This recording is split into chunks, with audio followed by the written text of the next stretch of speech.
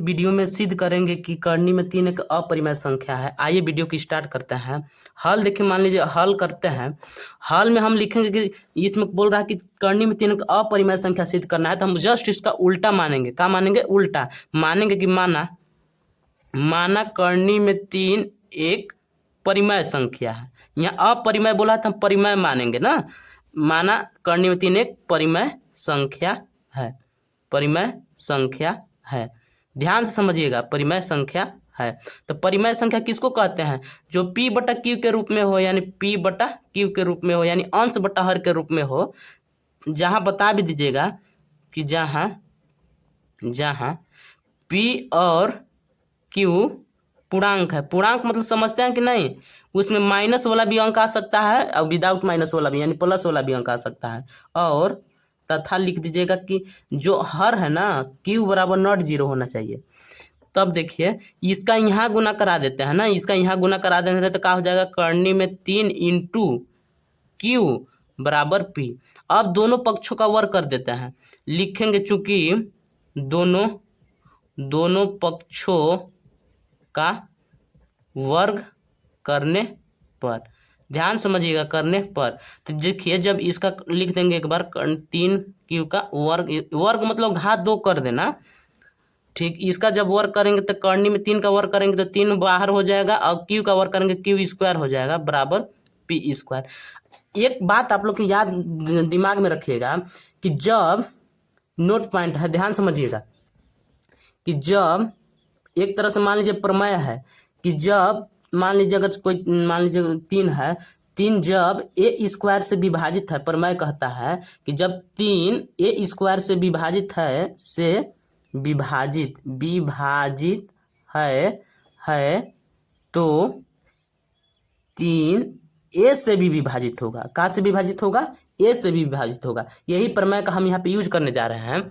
जैसे देखिए 3 Q square बराबर पी स्क्वायर, यानी कह सकते हैं कि हम यहाँ पे अगर मान लीजिए इकायत कर रहा है, एक तरह से भागी, यहाँ जब यहाँ है अगर लाएंगे तो भागे नहीं 3 में करेगा, तो लिखेंगे हम क्या लिखेंगे? ध्यान समझिएगा, चूंकि लिखेंगे कि 3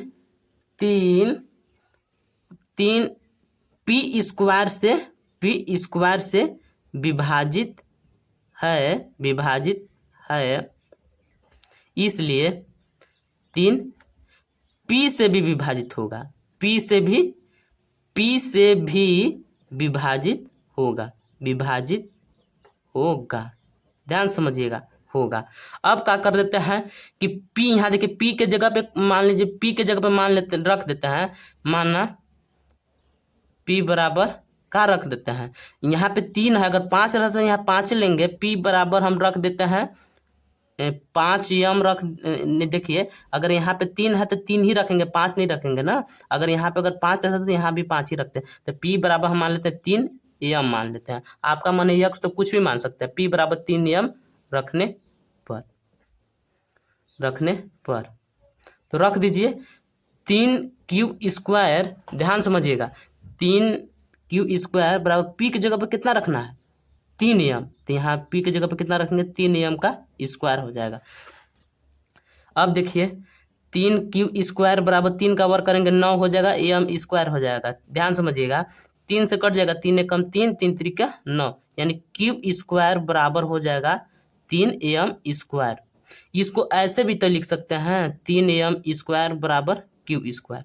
देखिए जब ऐसा कंडीशन आया था कि 3 क्यू स्क्वायर p से विभाजित होता है तो 3 भी p से विभाजित होगा, तो हम ये भी तो लिख सकते हैं, चूंकि करके लिख दीजिएगा, चूंकि ध्यान समझिएगा, चूंकि 3 क्यू से विभाजित है, क्यू स्क्वायर से विभाजित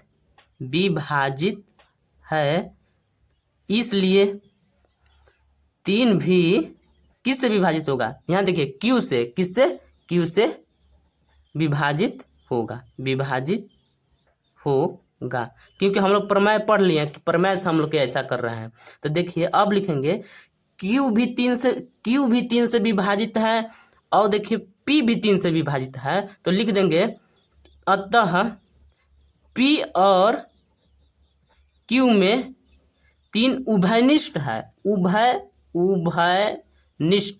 उभयनिष्ठ है। जब इन लोग उभयनिष्ठ का मतलब ये होता है कि P और Q के गुणनखंड में 3 कॉमन मिल रहा है, अतः P और Q में 3 उभयनिष्ठ है। और इसलिए हमारी कल्पना गलत है कि हमारी कल्पना गलत है कि करनी में 3 परिमेय संख्या